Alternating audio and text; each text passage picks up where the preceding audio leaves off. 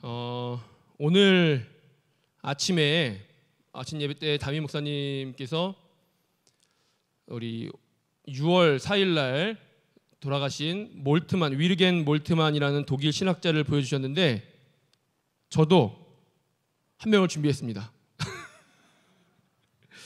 한번 보여주세요. 독일 사람들 특징이 있는 것 같아요. 닮았죠? 제가 오늘 사진을 보면서 닮았다. 왜 닮았을까 봤더니 독일 사람들 미간이 다 똑같이 생긴 것 같아요. 여기 독일 미간이 따로 있습니다. 아까 그 몰트만도 미간이 저렇게 생겼는데 오늘 이 사람은 20세기를 대표하는 20세기 대표하는 신학자는 되게 많아요. 근데 그 중에 한 명인 칼 바르트라는, 들어보셨죠? 겸손하셔서 대답 안 하시지만 들어보셨죠? 칼 바르트라는 신학자입니다. 이 사람은 스위스 사람이에요. 아까 위르겐 몰트만은 독일 사람이고 바르트는 스위스 사람입니다. 1886년에 태어났습니다. 우리나라로 치면 그때쯤이죠. 일본이 우리나라 옛날에는 역사를 많이 공부해서 연도를 다 외워서 무슨 일이 있었는지 알았었는데 모르겠네요.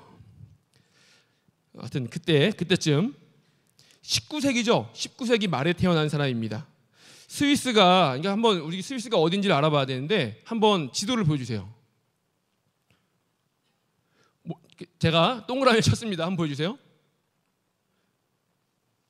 보이세요?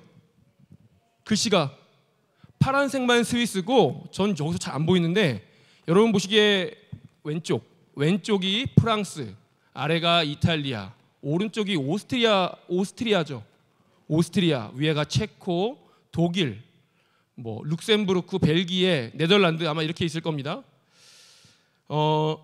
스위스는 독일 바로 아래에 있는 그 파란색 나라인데 이제 안 보여주셔도 됩니다. 바로 아래에 있는 나라인데 스위스는 아시는지 모르겠지만 종교개혁과 밀접한 연관이 있는 나라입니다. 쯔빙글리라고 들어보셨어요? 쯔빙글리? 들어보셨어요? 쯔빙글리라는 유명한 사람이 있는데 그 사람이 스위스 사람이죠. 종교개혁의 3대 인물이라고 한다면 3명을 들 수 있습니다. 마틴 루터 들어보셨죠? 존 칼빈 들어보셨죠? 울리히 쯔빙글리 못 들어보셨죠? 근데 교회에서 별로 안 유명한 것 같아요. 왜냐하면 루터랑 칼빈은 자주 이야기하는데 쯔빙글리는 별로 회자되지 않습니다. 이 쯔빙글리라는 사람은 스위스 사람인데 쯔빙글리가 스위스 사람이죠. 그리고 칼빈이, 우리나라의 장로교는 다 칼빈주의입니다. 독일에 가면 루터교가 있지만 우리나라도 있긴 있는데 소수가 있고 우리나라에 있는 대부분의 장로교는 칼빈주의입니다. 칼빈이 프랑스 사람이잖아요. 프랑스에서 스위스로 내려와서 거기에서 제네바라는 도시에서 기독교 도시를 만들고 그곳에서, 이렇게 말해도 되는지 모르겠는데, 시장이 되어서 기독교 정치를 하던, 그런 시도를 하던 사람이고 그런 도시가 바로 제네바, 스위스입니다. 하지만 스위스는 작은 나라고요. 항상 독일의 영향권에 있는 나라였습니다. 마치 우리나라가 항상 중국의 영향을 받지 않을 수 없는 것처럼 말이죠. 그러니까 오늘 좀 약간 어려운 얘기를 해야 되는데 독일에서 18세기, 그러니까 1700년대 후반에 무슨 일이 있었냐면 신학에 대한 활발한 연구가 이루어졌습니다. 그럼 그전에는 별로 연구가 이루어지지 않았어요. 물론 중세 시대에 많은 신학의 부흥을 이루었지만 거기에 멈췄고 1000년 후 18세기 후반 1700년대쯤에 되어서 다시 한번 성경을 연구하는 분위기가 되었는데, 사실 그러면 1700년대 후반 전에는 무슨 일이 있었는가? 그때도 마찬가지예요. 독일을 중심으로 한 경건주의가 있었습니다.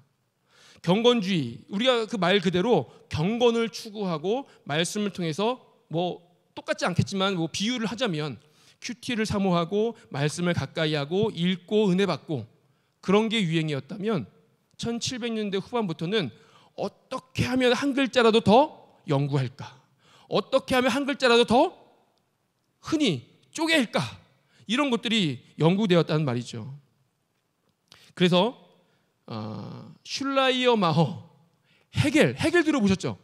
이런 사람들을 중심으로 소위 우리가 우리 말로 한다면 자유주의라는 것이 태동하게 되었습니다. 이때 우리가 생각하는 자유주의라는 것이 태동하게 되었어요. 우리나라 안에도 굉장히 보수적인 교단이 있고 우리나라 안에도 굉장히 자유주의 신학을 추구하는 교단이 있지만 유럽이나 어디 이렇게 세계에 나가면 우리나라 자유주의는 전 세계에서 볼 때 저렇게 보수적일 수가 라고는 신학이라고 합니다. 그러니 독일에서 말하는 이 자유주의라는 것은 도대체 우리가 상상할 수 없는 얼마나 자유주의일까요? 그런 자유주의가 1700년대 후반에 태동된 것입니다. 근데 우리가 자유주의 신학 이러면 말만 들어도 뭔지 모르지만 별로시죠? 자유주의. 우리랑 안 맞는 것 같잖아요. 왠지 마귀일 것 같잖아요. 그런 마음이 듭니다. 하지만 우리가 말하는 그 자유주의 신학이 성경에 어마어마한 기여를 했습니다. 예를 들면 이런 거예요. 마태복음 누가 썼습니까? 마태가 썼죠. 여러분은 지금 다 자유주의 신학을 하신 겁니다. 그게 없었으면 마태를 누가 썼는가를 물론 예전부터 전승으로 알고 있는 것도 있겠지만 연구를 하지 않았으면 몰랐습니다. 지금은 당연한 것이 되었지만 누가복음과 사도행전의 저자가 둘 다 누가죠? 예전엔 몰랐죠. 그냥 그런가 보다 했죠. 자유주의 연구를 통해서 알게 된 겁니다. 그렇기 때문에 이 자유주의가 무조건 나쁘다가 아니라 이걸 통해서 오늘날 우리가 누리고 있는 성경에 대한 혜택이 어마어마하다는 거죠. 만약에 그렇지 않았다면 저도 무슨 설교를 하겠습니까? 무슨 공부를 하고. 그렇기 때문에 우리는 모두 설교자나 듣는 자나 성경을 사랑하는 모든 기독교인들이라면 자유주의 신학의 큰 혜택을 받은 것입니다. 이 자유주의 신학이 언제 태동됐다고요? 1700년대 후반, 그리고 100년 후에 칼 바르트가 태어나게 되었습니다. 그러면 바르트는 무슨 신학을 공부했을까요? 자유주의 신학이겠죠. 자유주의 신학밖에 할 수가 없었어요. 분위기가 다 그런 분위기고 신학 공부한다고 하면 그걸 공부하는 거고 논문을 쓴다고 하면 그걸 쓰는 거고 설교를 한다고 하면 그걸 설교하는 겁니다. 그런 분위기예요. 전체적으로 다. 근데 그렇게 칼 바르트가 그런 신학의 유망주였고 자유주의 신학의 우리가 자유주의라고 하지만 이 당시에는 그냥 신학이라고 했겠죠. 그게 신학이니까. 신학의 대단한 어떤 앞으로 크게 될 그런 사람들이었는데 이 칼 바르트가 어느 날 깨닫게 된 거죠. 이 신학은 잘못됐다. 성경을 피면 예를 들면 지난번에도 한번 말씀드렸는데 불투만이라는 사람이 이런 말을 했대요. 복음서에서 예수라는 사람이 태어났다는 것 외에는 모두 거짓말이다. 제가 이런 말 하면 아마 우리 성결교회에서 파문될 겁니다. 있을 수 없는 일이잖아요. 근데 그게 자유주의 신학이라는 거죠. 바르트가 뭔가 이상한 거예요. 그래서 자기 깨달음과 공부한 걸 가지고 로마서 주석을 썼습니다. 로마서 주석을 써서 발간을 했더니 사람들이 난리가 났죠. 아니 저 젊은 바르트가 오냐 했더니 잘한다 했더니 저런 책을 써? 왜냐하면 그 책이 굉장히 한국에 있는 교단 대부분은 복음주의라고 말할 수 있거든요. 굉장히 복음주의스러운 책을 쓴 거예요. 예수를 믿어야 한다라든지 예수는 뭐 하나님의 영이 언제부터 자기가 하나님의 아들인 걸 알았는가 이런 걸 따지고 있었는데 갑자기 태어날 때부터 성령이 임하셨고 우리 당연하잖아요. 근데 이런 말을 쓰니까 난리가 난 거죠. 저 젊은 학자가 잘한다 하니까 끝을 모르고 자기 멋대로 하는구나. 이런 일이 일어난 겁니다. 그래서 바르트가 쓴 로마서에 이 주석에 별명이 생겼는데 신학자들의 놀이터에 떨어진 폭탄. 그 정도래요. 로마서 주석을 하나 썼을 뿐인데 이걸 보고 신학자들의 놀이터에 떨어진 폭탄이래요. 제가 하나 더 준비했습니다. 한번 보여주세요. 이게 좀 지루하실 텐데 자유주의를 이쪽 끝이라고 보고 근본주의를 이쪽 끝이라고 본다면 복음주의는 세 번째에 있다고 할 수 있어요. 근데 우리가 바르트를 뭐라고 부르냐면 신정통주의자라고 부릅니다. 우리가 생각하는 이 복음주의, 우리 복음주의 아마 유럽에서 보기에는 우리나라의 가장 자유주의 같은 데도 복음주의라고 부를 거예요. 근데 칼 바르트는 우리 복음주의에 오지도 못한 신정통주의자인데 굉장히 자유주의에 가까운 사람인데 로마서 주석을 썼더니 그 책이 신학자들의 놀이터에 떨어진 폭탄이라고 합니다. 제가 백석대학교에서 학부를 했어요. 거긴 굉장히 보수적인 신학교인데 저 학부 때 뭐라고 배웠냐면 칼 바르트나 에밀 브룬너와 같은 이 사람들이 신정통주의자거든요. 이런 사람들의 책을 읽으려면 조심하고 교회 가서 그런 책 읽었다간 쫓겨날 수도 있으니까 조심해라. 그 정도입니다. 물론 우리나라 그쪽 이제 굉장히 보수적인 교단이어서 그래요. 그런데 그 정도로 아직 우리가 보기에는 굉장히 자유주의 같은 사람인데도 불구하고 자유주의 사람들이 보기에는 폭탄이다 라고 할 정도였던 겁니다. 복음주의는 우리를 말하는 거고요. 근본주의가 뭐냐면 뭐 정의 내릴 수는 없지만 예를 들어보면 우리가 보기에 이런 겁니다. 한국 교회도 옛날엔 다 근본주의였어요. 예를 들면 너 오늘 전화해서 교회 왜 안 나왔어? 주일 성수 안 했네? 너 지옥 가. 주일 성수 안 하면 지옥 갑니까?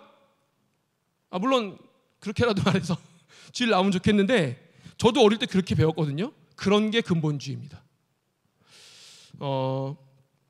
이게 도대체 왜 저런 잘난 척하느라고 저런 말을 하는가? 칼 바르트가 로마서 주석을 자유주의를 벗어나는 내용으로 썼을 때 그것이 폭탄과 같았다고 합니다. 왜일까요? 여러분 왜일까요? 왜냐하면 그 당시 유럽 신학자들은 모두가 자유주의 신학자였기 때문이죠. 어려서부터 그렇게 배워왔고 자유주의 신학이라는 말은 없었어요. 그냥 신학이죠. 그게 신학이에요. 그런 상황에서 갑자기 칼 바르트가 저런 주석을 쓰니까 사람들이 얼마나 충격이었을까요? 근데 이게 오늘 성경 말씀도 마찬가지입니다.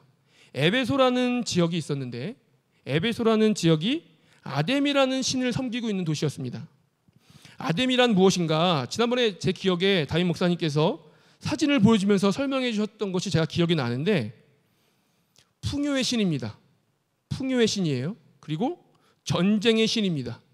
그리고 죽음의 신입니다. 그리고 출산을 돕는 신이래요. 예전에 그 모든 무슨 신이 많은데 이 아데미는 여러 가지 신을 하네요. 풍요의 신, 죽음의 신, 출산신, 전쟁신. 출산을 돕는다고 하니까 뭐 우리나라의 삼신 할머니 같은 거겠죠. 그리고 아데미 신전은 우리 그 그리스의 파르테논 신전, 아테네의 파르테논 신전이라는 큰 유명한 게 있잖아요. 그거에 4배가 컸다고 합니다. 축구장보다 컸다고 합니다. 그러니까 아데미 신이라는 것은 에베소에 있어서 아주 절대적인 신이었던 것이죠. 그리고 오늘날 우리와 고대 시대의 종교 생활을 하는 사람하고 비교하면 누가 더 종교성이 강할까요? 말할 것도 없이 고대 사람들이 훨씬 강했겠죠. 훨씬 계몽되기 전 사람들이니까요. 그래서 고대 사람들이 훨씬 종교성이 강했죠. 한 신이 여러 신이 있지만 한 신이 몇 가지 역할을 하고 있죠. 축구장보다도 큰 파르테논 신전보다 4배나 큰 신전을 가지고 있죠. 에베소에 있어서 아데미라는 것은 그 누구도 거역할 수 없는, 태어나자마자 아데미, 애가 태어나면서 응애를 안 하고 아데미라고 하진 않았겠지만 그 정도로 에베소 하면 아데미가 지배를 하고 있는, 정신적으로 어떤 우리 마음에 육체적으로 우리 생활의 모든 것이 아데미로 이루어지는, 아데미 신으로 이루어지는 도시가 에베소였다는 것입니다. 그런데 누군가가 여기서 무슨 말을 하거나 행동을 할 때 아데미 신을 욕하는 말을 하거나 아데미 신을 거역하는 말을 하면 어떻게 될까요? 그런 분위기에서 잡혀가겠죠. 일단 경찰에 잡혀가는 게 아니라 옆에 있는 사람은 잡혀갑니다. 잡혀가고 이 사람이 아데미 신을 모욕했습니다 하고 잡혀가면 그 사람은 다시는 풀려날 수 있을까요? 없을까요? 아마도 제대로 살아서 나올 수는 없었을 것입니다. 아데미 신은 에베소에 있어서 종교이고 생업이고 삶의 원천이었습니다. 이때 에베소에서 아데미 신에 믿는 종교성을 이용해서 장사하는 사람들이 있었습니다. 물론 오늘날도 마찬가지예요. 기독교 백화점이 있고 우리가 무슨 이런 여러 가지 의자를 산다든지 강대상을 산다든지 이런 것도 다 기독교 장사잖아요. 근데 이런 걸 말하는 게 아니라 사람들의 그 종교성을 이용해서 악용하는, 장사하는 사람들이 있었습니다. 그 대표적인 사람이 오늘 본문에 데메드리오라는 사람이죠. 성경은 이 사람을 은장색이라고 하는데, 은장색이 뭔가 하면 공예하는 사람이에요. 그래서 아데미 그 상을 만든다든지 아데미 예배하는 데 필요한 걸 만든다든지 하는 사람인데, 단순히 그 예배하는 데 있어서 필요한 걸 하는 것이 아니라 그 사람의 종교성을 이용해서 악용해서 폭리를 취하는 사람, 그런 사람이 데메드리오였습니다. 그리고 이 데메드리오는 단순히 장사꾼이 아니라 그 에베소의 장사꾼들의 수많은 사람들의 연합, 이 길드의 장이었던 것으로 보인다고 학자들은 말합니다. 그런데 이 바울의 제자들이 에베소에서 그 정도 분위기면 아데미나 내가 섬길 거 아니면 가만히나 있지, 거기서 방정을 떨죠. 입방정을 떨죠. 아데미는 신이 아니다.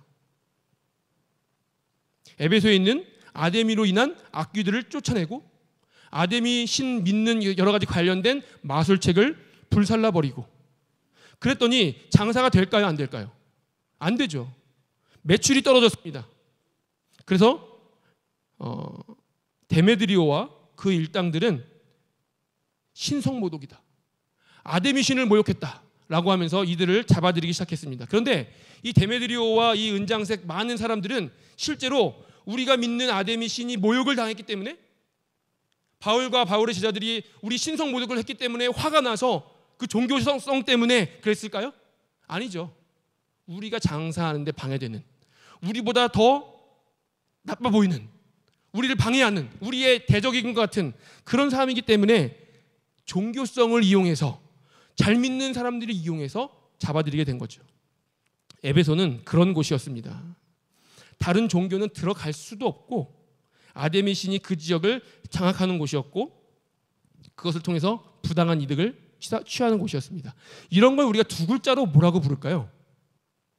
아데미는 에베소에 있어서 종교가 아니라 문화였습니다. 우리 목사님께서 지난번에 그리스도와 문화라는 책을 소개해 주셨는데 굉장히 유명한 책입니다. 우리 기독교와 문화의 구분이 너무 중요하거든요. 에베소 사람들이 아데미를 믿는 것에 대해서 혹 그 중에 그리스도인이 있었다고 하더라도 내가 하나님을 믿는 사람으로서 아데미를 섬겨도 될까? 내가 하나님을 믿는 사람으로서 우리 집에 아데미 신상을 드려도 될까? 됩니까? 안 됩니까? 당연히 안 되죠. 근데 에베소 사람들은 헷갈렸을 거예요. 왜냐하면 저 집에도 아데미 신상이 집에 있고 저 집에도 아데미 신상이 집에 있고 우리 집 빼고 모든 집이 아데미 신상을 집에 드리고 있는데 종교입니까? 문화입니까? 문화죠. 문화가 종교를 지배했죠. 아데미는 에베소에 있어서 삶 자체였습니다. 그런데 그 에베소에서 바울이 한 일이 뭐냐 하면 폭탄을 터뜨린 것이죠. 아데미 신이 우리에게 구원을 주는 것이 아니다. 사람의 손으로 만든 것은 신이 될 수 없다. 모든 마술책을 불태우고 계속해서 오직 하나님의 아들, 육신을 입고 십자가에 달려 돌아가신 예수 그리스도만이 신이다. 이런 말을 자꾸 하니까 문화에 금이 가기 시작했습니다.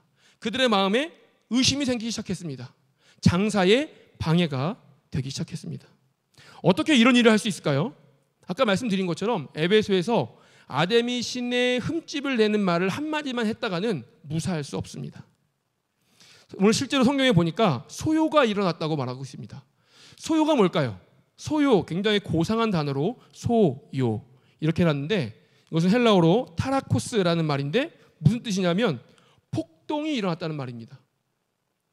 지금 이 시기에 지중해 일대를 로마가 다스리고 있는데 로마의 각 이스라엘도 마찬가지고 마게도냐라든지 아가야라든지 많은 지역에 총독들이 파견돼 있어요.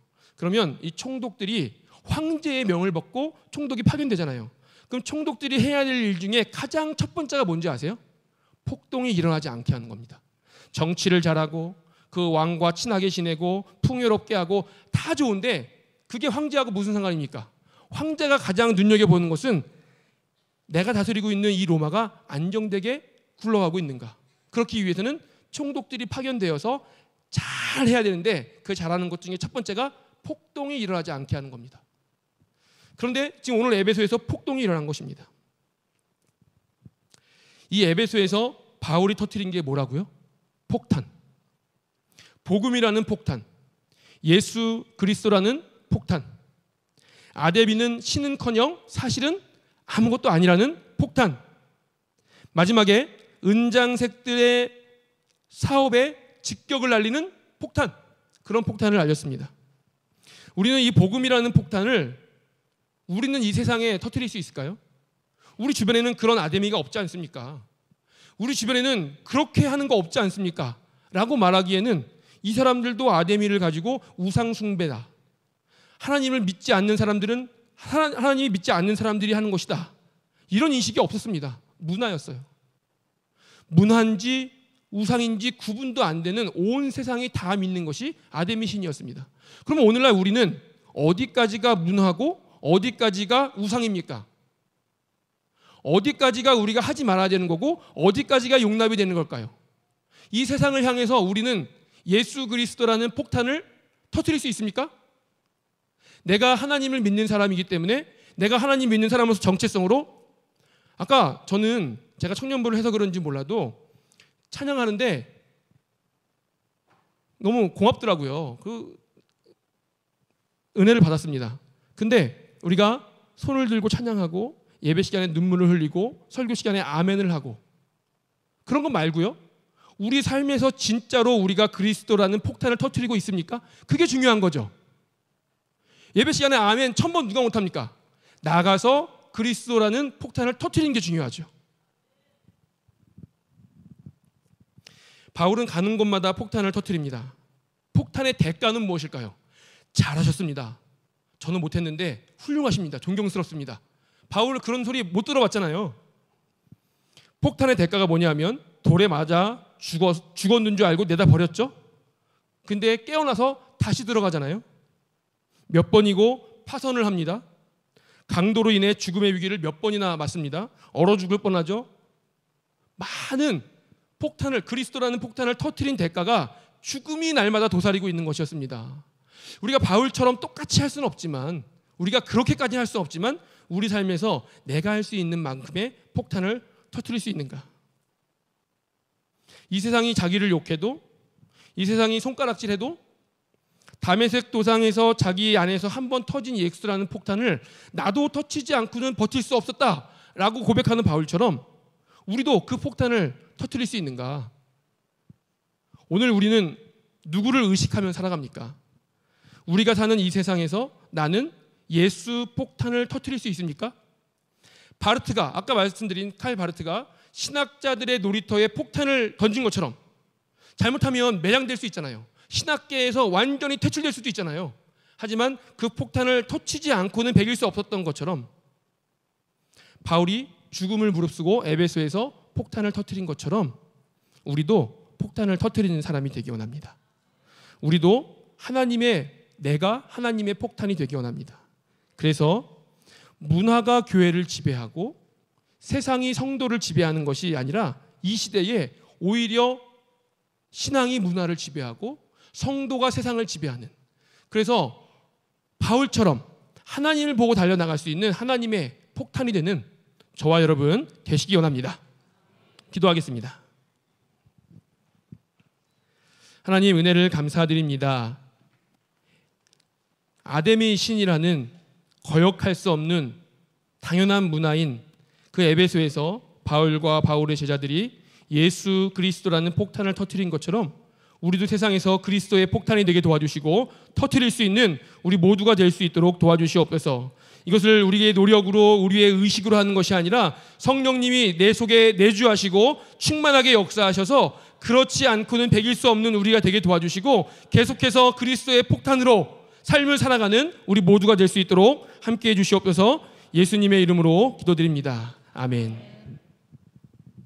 주 예수 그리스도의 은혜와 하나님의 사랑과 성령의 역사하심이 내가 하나님의 폭탄 되어 내가 있는 곳에 하나님의 폭탄을 터뜨리기로 다짐하는 모든 성도들 위해 또 우리 교회에 속한 모든 하나님의 사람들을 위해 함께 하시기를 축원하옵나이다. 아멘.